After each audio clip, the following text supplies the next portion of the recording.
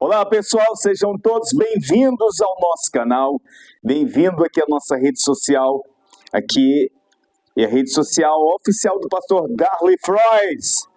E nós temos aqui uma meditação encontrada no Evangelho de Nosso Senhor Jesus, segundo relatou Marcos, capítulo 5, e o verso de número 19. Se você ainda não conhece o nosso trabalho, eu convido você em todas as redes sociais pesquisar Pastor Darley Frois. Com certeza você vai encontrar uma palavra de ânimo e que vai te ajudar nessa jornada incrível que nós estamos fazendo aqui sobre a face da terra. Está escrito assim: Jesus, porém, não lhe permitiu, mas ordenou-lhe: vai para a tua casa, para os teus, e anuncia-lhes quão grandes coisas o Senhor te fez e como teve compaixão de ti.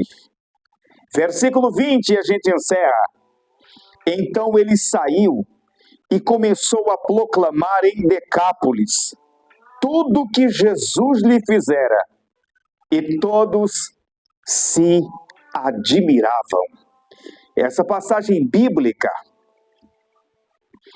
ela contém uma das maiores revelações do amor de Deus. Em João capítulo 3, versículo de número 16, está escrito: porque Deus amou as pessoas de tal maneira que deu seu Filho unigênito, para que todo aquele que nele crer não pereça, mas tenha a vida eterna. Quando nós meditamos nessa expressão de tal maneira, o evangelista João, no capítulo 3, no versículo 16, quando ele diz de tal maneira, nota-se que ele não encontrou uma frase, ele não pôde conjugar um verbo ou verbos para dizer o quanto Deus nos amou. É por isso que ele diz de tal maneira. É como se ele estivesse dizendo: não encontro outra forma de dizer.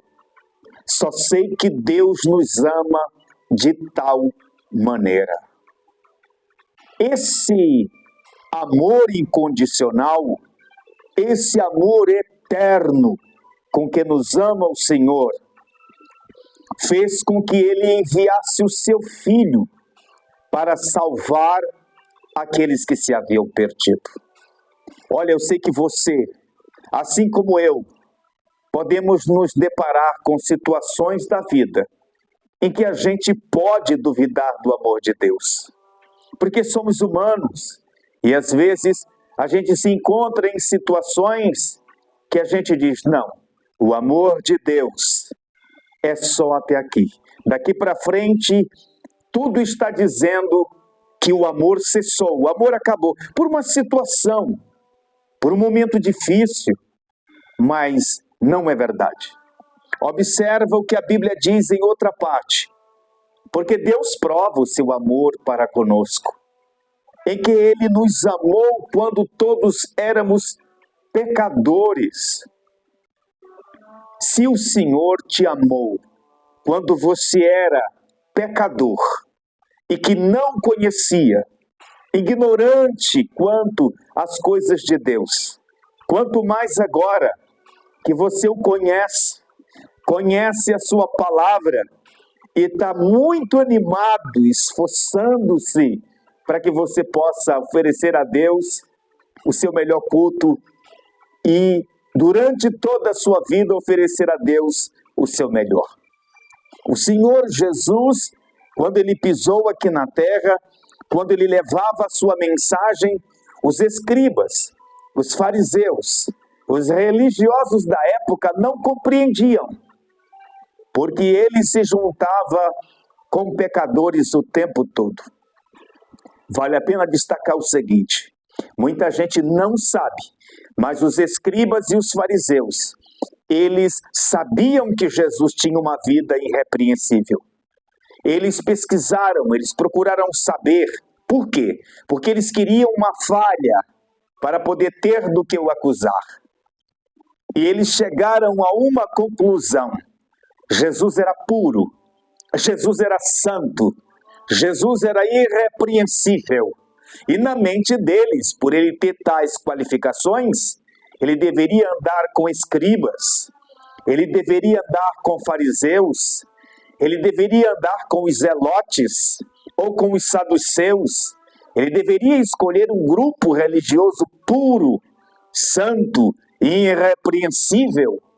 Era inadmissível, portanto, que Jesus fosse conviver com pecadores, com meretrizes, cobradores de impostos, até que eles chegaram a um dado momento e disseram: por que tu come com pecadores? Por que tu vive com pecadores? Por que tu estás junto de pecadores? Porque a sua vida é misturada com essa gente? Ele respondeu: não são os sãos que necessitam de médicos, mas sim os doentes. Eu não vim chamar os justos, mas os pecadores ao arrependimento. Quando o Senhor Jesus revela essas palavras, eu me encho de alegria. E você deve fazer o mesmo, porque nós somos pecadores. E Jesus veio para nós, para nos ajudar, para nos erguer, para nos fortalecer e nos pôr diante de Deus. É Jesus que nos apresenta diante do Pai. É Ele que nos santifica com o seu sangue. É Ele que nos apresenta diante do Deus eterno e diz: eis aqui os que acreditaram em mim. Então não desista, continue em frente, independentemente se você não está vivendo uma vida totalmente pura, totalmente santa, totalmente irrepreensível. A vida da gente, nem sempre a gente consegue oferecer a Deus toda a santidade que Ele merece, toda a pureza que Ele merece, mas lembre-se, se você fizer a sua parte, Jesus de Nazaré vai completar o restante. Portanto, erga a tua cabeça, levante o ânimo e vá em frente, porque Ele nos amou quando éramos ainda pecadores. Em Marcos, capítulo 4, nós vemos o evangelista Marcos registrando o momento em que os pecadores, quando ouvem a mensagem do Senhor Jesus, eles afluem para ter com Ele. A sua mensagem era de conforto. A sua mensagem não era dura, não era de repreensão. A sua mensagem trazia paz interior, tirava o peso, trazia o alívio. Depois, no capítulo 4, quando o Senhor Jesus, ele finaliza sua mensagem e que ele faz uma série de parábolas ensinando sobre o reino de Deus. Uma das parábolas que eu acho muito interessante é a parábola do filho pródigo. Talvez você conheça essa parábola. A história de um jovem que tinha tudo, mas deixando o seu pai, se enveredou no mundo para fazer as coisas que o mundo oferece. Depois de muito tempo, já gastando todo o dinheiro que ele tinha levado, ele ficou sem ter o que comer. Havia um homem que era proprietário de muitos porcos naquela região. E esse homem foi abordado por esse jovem que outrora era rico, mas que agora não tinha nada, e perguntou se ele tinha um emprego, e o dono dos porcos disse: o único emprego que eu tenho aqui, ninguém para nele, é de cuidar dos porcos. Mas aquele jovem estava tão faminto, ele estava tão desesperado e desamparado, que aceitou o emprego. E as escrituras dizem que chegou um momento de sua vida em que ele viu toda aquela comida de porcos, aquela lavagem, aquela comida para suínos, e ele desejou comer aquela comida. Foi nesse momento que ele caiu em si e disse: quantos trabalhadores de meu pai têm abundância de pão, e eu aqui pereço de fome. Então ele teve uma brilhante ideia: já sei, levantar-me-ei e irei ter com meu pai. Ele direi: pai, pequei contra os céus e perante ti, não sou digno de ser chamado teu filho. Faze-me como um dos teus trabalhadores. Eu trabalharei só pela comida. Então, levantando-se, ele foi em direção de seu pai. De longe, seu pai o avistou. Correu para os seus braços, o abraçou, o beijou e deu graças a Deus porque o filho estava de volta.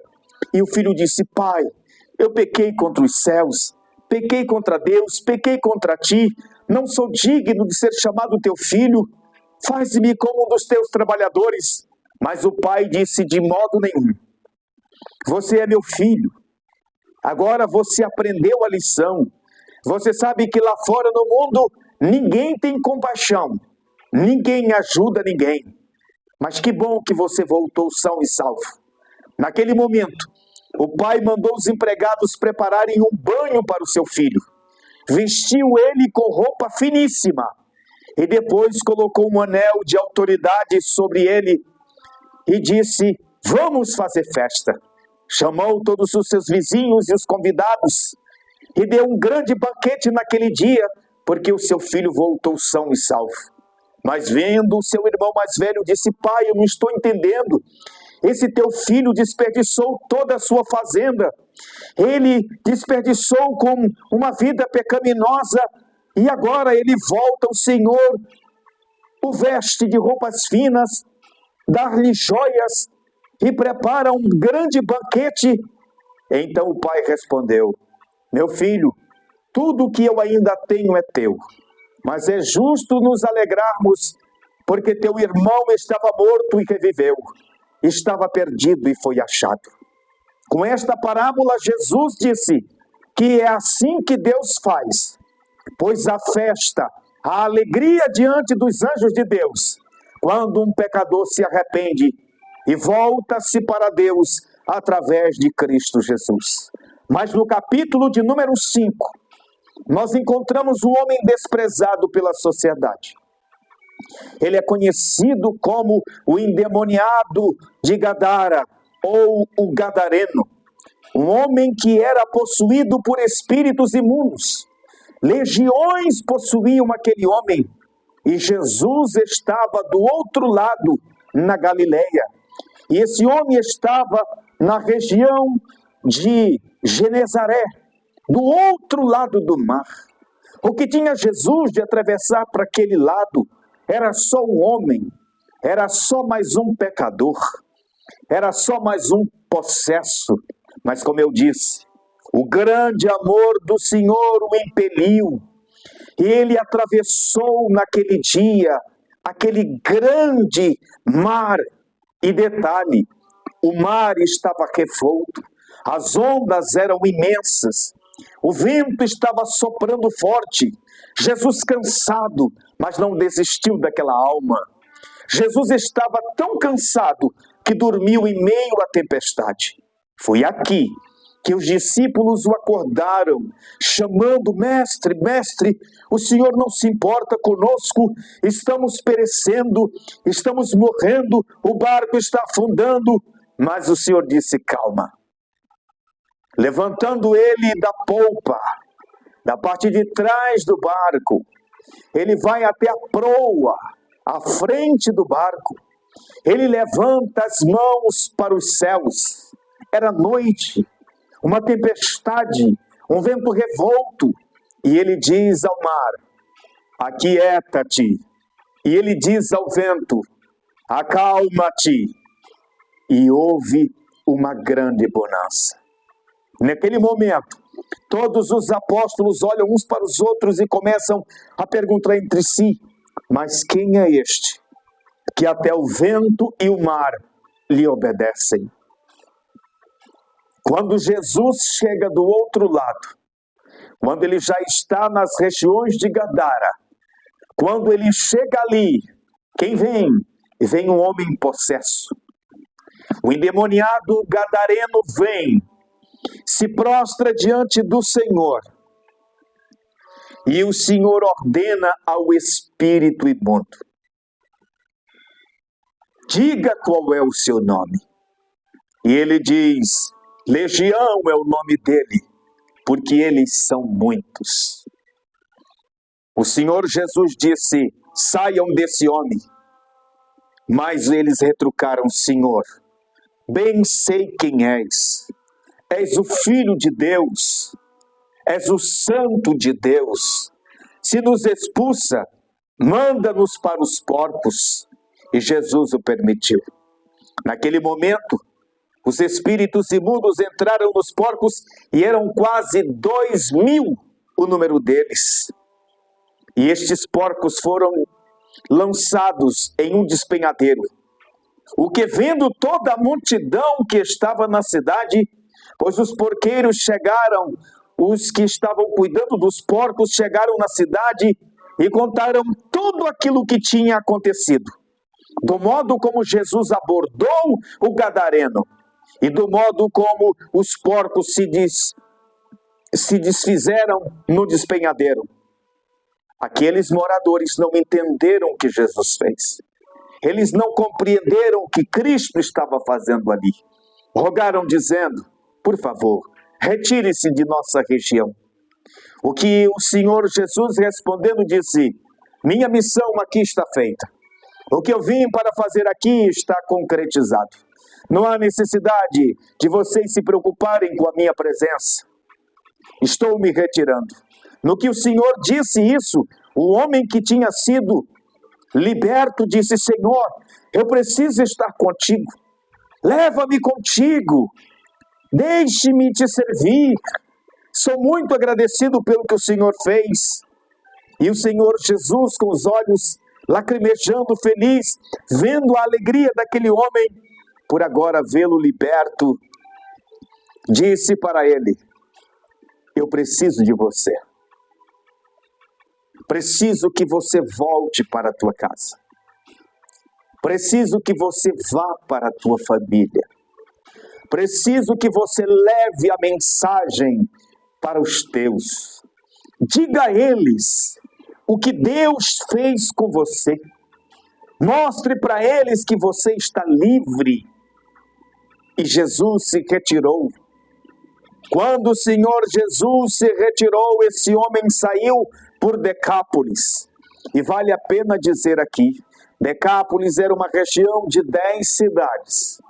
E em todas as cidades aonde ele chegava, ele dava o seu testemunho e dizia que Jesus o havia libertado.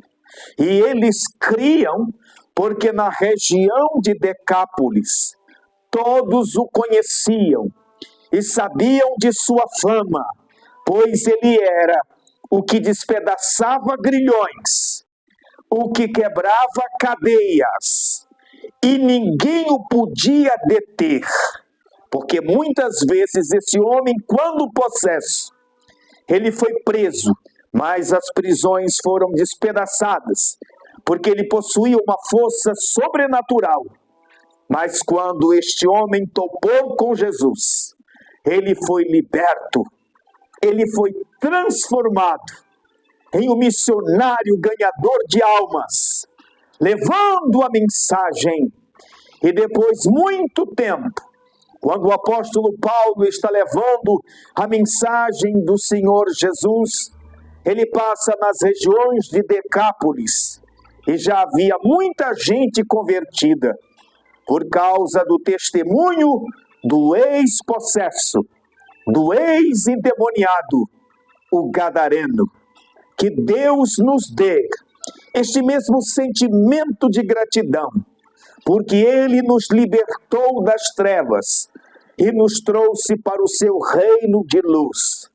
Ele quebrou os nossos grilhões, Ele esmiuçou as nossas correntes, Ele nos libertou das nossas loucuras, das nossas travessuras, das nossas iniquidades, das nossas transgressões.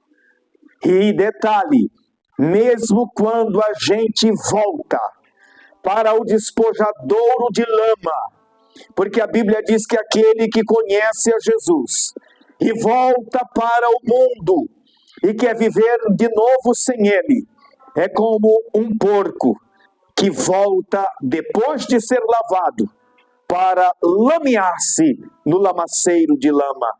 Mas o Senhor Jesus, o bom pastor, Ele não nos quer como porcos, Ele nos quer como ovelhas.